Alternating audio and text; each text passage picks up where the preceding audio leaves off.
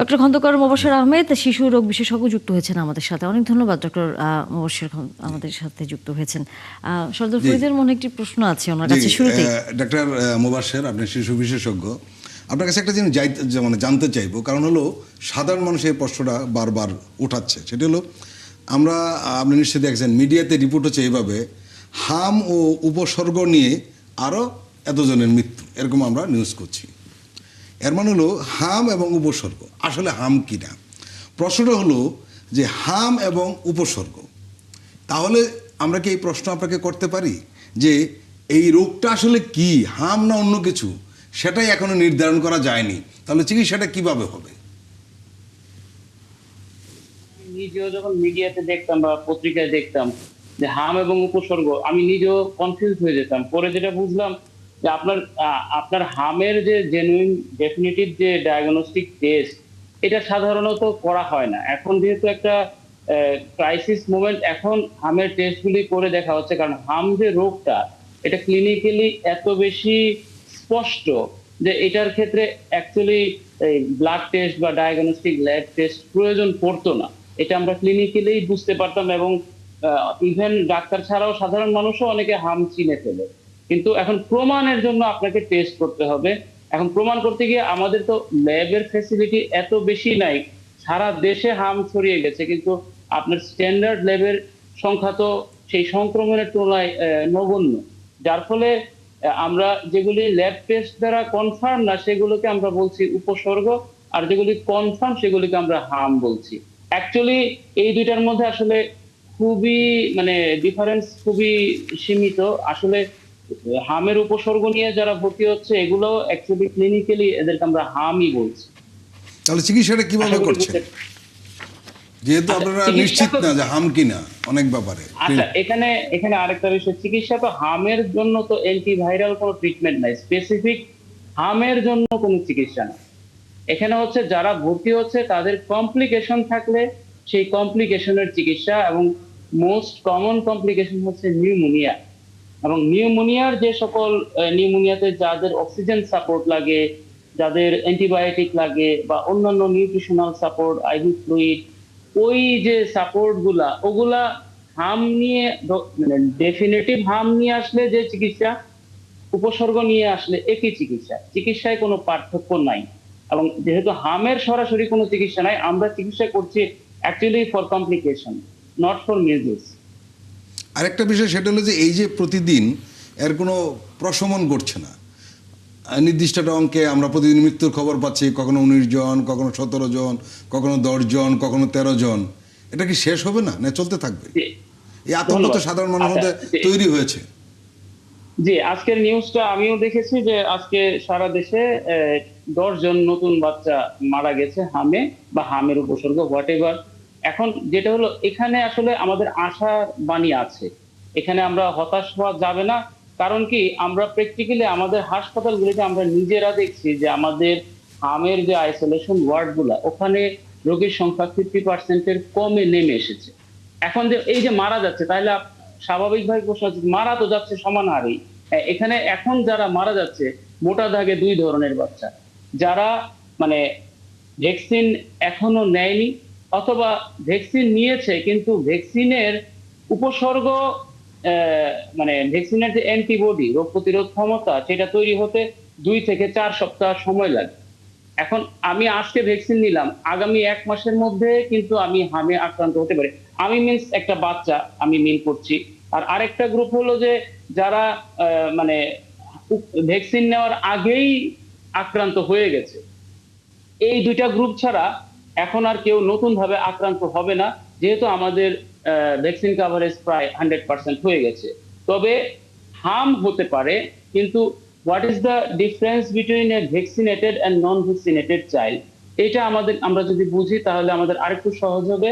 Vaccine দেওয়া বাচ্চাগুলির harm হলেও তাদের হার্মের যে জটিলতা, কমপ্লিকেশন, এগুলি অনেকাংশেই কম হবে।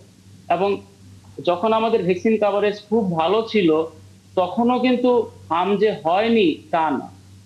তো হার্ম হতেই পারে, কিন্তু যেটা ভ্যাকসিনেটেড চাইল্ড, আমরা আমাদের বাচ্চাগুলি যে ভর্তি বাচ্চাগুলিকে আমরা পর্যালোচনা করে আমরা দেখেছি, যাদেরকে টিকা দেওয়া আছে একটা, এমনকি একটা বা দুইটা, তাদের কিন্তু কমপ্লিকেশন কম হয়। এবং যেগুলি বেশি ছোট বাচ্চা, 9 মাসের কম বা 6 মাসের কম, এমনকি নবজাতক, তারা তো আসলে ভ্যাকসিন দেওয়ার বয়সের মধ্যেই পড়ে নাই, তারাই কিন্তু বেশি আক্রান্ত হচ্ছে, এবং আক্রান্ত হলে তাদের জটিলতা এবং মৃত্যুটা বেশি হচ্ছে। ধন্যবাদ। আম, সেই জায়গায় আমরা একই সাথে যেহেতু টিকা কার্যক্রম চলছে, সামনের দিনগুলোতে কি আমরা এই সংখ্যাটি কমে আসার কোনো সম্ভাবনা দেখতে পাবো কিনা আসলে? ডেফিনেটলি, ডেফিনেটলি এই সংখ্যা অলরেডি আমরা দেখছি। হয়তো এটা মানে আপনাদের চোখে বা আসতে একটু সময় লাগবে। আমরা কিন্তু আমাদের ওয়ার্ডগুলি, যেখানে আমাদের অন এন এভারেজ ওয়ার্ডে 100 থেকে 100+ রোগী ভর্তি থাকতো, সেখানে দেখা গেছে এখন এটা লেস দেন 50-তে চলে আসছে। হ্যাঁ, ঈদের প্রভাবও আছে, তবে হামের রোগীগুলো বা হামকে যারা দেখেছে বা যে পরিমাণ ভয়, ঈদের বন্ধেও অনেক বাচ্চা কিন্তু আমাদের আছে, যাচ্ছে না। আপনি ঈদের এখানে প্রসঙ্গটি ঈদের, তুলেছেন, একটি বিষয়টা জানতে জি, চাই। এই সময় আমরা দেখেছি জি, ঘরে ফিরেছে অনেক মানুষ এবং সেখানে শিশুরাও আছে, যেহেতু আনন্দের একটি সময় আমরা পার করছি ঈদের। আম, গ্রামে যেভাবে ছড়িয়েছে হাম, এই যে যে বাচ্চারা এখন গিয়েছে গ্রামে, সেখান থেকে রোগীর সংখ্যা বাড়ার কোনো আশঙ্কা আপনি করেন কিনা? আচ্ছা, এখানে এ, এই সংখ্যাটা আসতেই পারে, এই প্রশ্নটা মনে আসতে পারে, কিন্তু অলরেডি আমাদের কাভারেজ কিন্তু, আমি একটা সোর্স থেকে দেখলাম 102%। এটা যদি মানে এখানে কিছু ঝামেলা আছে। 102%-এর মধ্যে যদি আমার কোনো কোনো আউট অফ রিচ বা ডিফিকাল্ট টু রিচ বা আপনার বস্তি বা এরকম কিছু জায়গা আছে, যেখানে যদি কাভারেজটা কম হয়ে থাকে, তাহলে ওই জায়গা থেকে ছড়াইতে পারে। কিন্তু যেখানে 102%, এখানে কম করে হলো এটা 95%-এর বেশি আছে। আমাদের হামের ক্ষেত্রে আমাদের যে টার্গেট, যে ভ্যাকসিন কাভারেজের টার্গেট হচ্ছে আমাদের 95% হয়ে গেলে আমাদের হার্ড ইমিউনিটি ডেভেলপ করে। তো যার ফলে যেটা কোভিড এর সময় আমাদের সংখ্যা ছিল, যে মানুষজন ঈদে বাড়িতে গেলে বা ট্রান্সপোর্ট হলে রোগ ছড়ানোর বিষয় থাকে, কিন্তু হামের ক্ষেত্রে আমরা ঈদের আগেই কিন্তু আমাদের ভ্যাকসিন কাভারেজ অলরেডি মোর দেন 100%। সেই ক্ষেত্রে আমরা খুব একটা আশঙ্কা নাই থিওরিটিক্যালি। কিন্তু এরপরও যদি দেখা যায় যে ঈদের পরপর আবার পিক হচ্ছে, সার্জ হচ্ছে, সেক্ষেত্রে বুঝতে হবে আমাদের যে 102% কাভারেজ যেটা আমরা দেখাচ্ছি বা দেখা যাচ্ছে, সেটা আসলে সুষম না, এটা অসম কাভারেজ। ওটাকে তখন ওই পিটফল ধরে আবার কাজ করতে হবে। ডাক্তার মুবাশ্বের, একটা প্রশ্ন, সেটি হলো যে আমরা লক্ষ্য করছি যে শহরে এটা বেশি হচ্ছে, গ্রামে কম হচ্ছে, এর কারণটা কি আসলে? আচ্ছা, শহরে বেশি হওয়ার কারণ হচ্ছে, শহরে তো আপনার ডেন্সিলি পপুলেটেড, আপনার আহ, জনসংখ্যার ঘনত্ব বেশি। যেখানে ঘনত্ব বেশি, মানুষের চলাচল বেশি, ওখানে আপনার স্বাভাবিকভাবে আক্রান্তের হার বেশি হবে। এটা এটা তো খুবই স্বাভাবিক। আপনার যেখানেই আপনার ডেন্সলি পপুলেটেড আছে, মানুষের চলাফেরা বেশি, ওখানেই হাম বেশি আক্রান্ত হয়। সেজন্য শহরে বেশি। না, একই সাথে যদি একটু বলতেন যে আমরা শহরে বসবাস করার মানুষগুলোর পাশাপাশি আমরা জানি যে এখানে ভাসমান মানুষও থাকেন সবচেয়ে বেশি শহরে নানা প্রয়োজনে।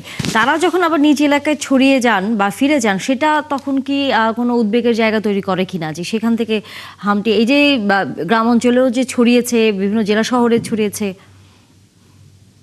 আচ্ছা, এখন শহরের মানুষগুলি গ্রামে গেলে গ্রামাঞ্চলেও ছড়াতে পারে, কিন্তু প্রোভাইডেড গ্রামাঞ্চলে যদি এর আগে যদি আমার হার্ড ইমিউনিটি ডেভেলপ হয়ে যায়, 102% দরকার নাই, আমার যদি 95% ভ্যাকসিন কাভারেজ, আমি আক্রান্ত মানুষটা যে এলাকায় যাচ্ছে ওই এলাকার কাভারেজ যদি 95% থাকে, তাহলে হার্ড ইমিউনিটি ডেভেলপ করে যাবে। ওখানে ওরকম ছড়াইতে পারবে না, ইনফেকশন ছড়ানোর সুযোগটা আর পাবে না। কিন্তু যদি আপনার কাভারেজে ঘাপলা থাকে, যেমন আমি যেমন আমি ডাটাতে দেখলাম রিফিউজি ক্যাম্প, যে কক্সবাজার এবং ওই ভাসানচর, জি। ওখানের কাভারেজ হচ্ছে 58%। আবার বরিশালের একটা অঞ্চল, এটা আমি ওয়েবসাইটে দেখেছি, ওখানে কাভারেজ দেখাচ্ছে অ্যারাউন্ড 50%। তো ওই জায়গাগুলি কিন্তু ইন টোটাল কিন্তু দেখাচ্ছে মোর দেন 100%। ওই গ্যাপ গুলা যদি থেকে থাকে এবং ওই জায়গায় একদমই স্প্রেড হবে। আর যদি সুষমভাবে ভ্যাকসিন কাভারেজ হয়ে থাকে, 95% হার্ড মানে অ্যাচিভমেন্ট যদি হয়ে যায়, তাহলে হার্ড ইমিউনিটি ডেভেলপ করবে, সেক্ষেত্রে আর ছড়ানোর সুযোগ নেই। আমরা আসলে সেই প্রত্যাশা রাখতে চাই এবং সামনের দিনগুলোতে কমে আসুক হামের উপসর্গে যে শিশুরা আক্রান্ত হয়েছেন তারা যেন আসলে একেবারেই সুস্থ হয়ে ফিরে আসুক। ধন্যবাদ ডক্টর খন্দকার মোবাশ্বের আহমেদ। আমরা আগামীতে নিশ্চয়ই আবারও কথা বলবো। তো আমরা যদিও এই হাম নিয়ে আলোচনা করছি, কিন্তু আপনার কাছে কি মনে হয় যে হামের এই অবস্থাটির জন্য বারবারই হচ্ছে ভ্যাকসিনের কথা বলা হচ্ছে, যে ভ্যাকসিন আনা হয়েছে সেটি কি পর্যাপ্ত? এখন যতটুকু বলা হচ্ছে তারা দাবি করছে যে পর্যাপ্ত। এখন সমস্যা হলো এত তাড়াতাড়ি সব জায়গায় পৌঁছানো যাবে কিনা। উনি বলছিলেন যে 100% হয়ে গেছে, কিন্তু কোনো কোনো জায়গায় 50%। এর মানে যে ডাটাগুলো আমরা নানান জায়গায় দেখছি সেগুলো সঠিক না আলটিমেটলি, যেভাবে রোগী আক্রান্ত হচ্ছে এটা সঠিক না। আর উনি একটা ভালো কথা বলেছেন যে ভ্যাকসিন দিলেই সেটা ইমিউনিটি তৈরি করার জন্য সময় লাগে, সেই সময়টুকুর মাঝখানে কিন্তু ওই শিশুটি আক্রান্ত হতে পারে ভ্যাকসিন দেওয়ার পরেও। কাজেই আমার মনে হয়েছে যেটা সেটা সবার কাছে ভ্যাকসিন যদি পৌঁছে যায় এবং সব শিশুরা যদি ভ্যাকসিন নিয়ে নেয়, এরপরে সম্ভবত আমাদের একটু সময় অপেক্ষা করতে হবে যে এতদিনের মধ্যে এটা একটা জায়গায় পৌঁছবে। স্বাভাবিক কারণে যখন এই ধরনের খবর আসে তা নিয়ে আসলে আমরা খুব আতঙ্কিত হই। প্রতিদিন এই ধরনের খবর 10 জন মারা গেল, 16 জন মারা গেল, 19 জন মারা, এই খবরগুলো আসলে আমাদের জন্য খুব ভালো খবর না। এবং এটা কেমন যেন একটা স্বাভাবিক প্রক্রিয়ার মধ্যে চলে আসতেছে।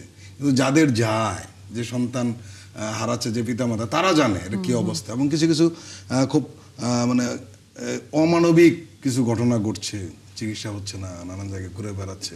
এটা এখন আসলে সেই বর্জ্য ব্যবস্থার মতোই হলে একজন আরেকজনকে দোষ দেওয়ার চেষ্টা করছি। এটা আরেকজনকে দোষ দিয়ে কিন্তু এটাকে মুক্তি পাওয়ার উপায় নেই। এখন যেটা করা যেতে পারে, আপনি দেখেন হামের যখন আক্রান্ত হলো, এটা দীর্ঘ সময় চললো অন্তর্বর্তীকালীন সরকারের দোষ নিয়ে। কিন্তু আমাদের গ্যাপ রয়েছে, কোন জায়গায় গ্যাপ রয়েছে, ঠিক আছে, এটা পূরণ করাটাই হলো মূল কথা। আমরা দেখেছি পজিটিভ চিন্তাটা করা দরকার। টিকা এসেছে, কিন্তু ওই প্রথমবার টিকা আসার পর কিন্তু আর আমরা দেখছি না। এই টিকাটা তো দেওয়া হচ্ছে, এটা তো শেষের দিকে আস্তে আস্তে চলে আসবে, হয়তো আর মাসখানেক বা 2 মাসের মধ্যে। তখন আসলে প্রক্রিয়াটি কি হবে? বা আমাদের মনে হয় যেটা ডক্টর মোবাশ্বের বলছিলেন, সঠিকই বলছিলেন, আমাদের একটু সময় নিতেই হবে। কারণ প্রথম কথা হলো সবার কাছে টিকাটা পৌঁছতে হবে, দ্বিতীয়ত হলো একটা টাইম বিং আছে, সেটা 3 মাস 4 মাস, এর মধ্যে যদি অ্যাকশন শুরু হয় তাহলে তখন আর হামের আক্রান্তটা বাড়বে না।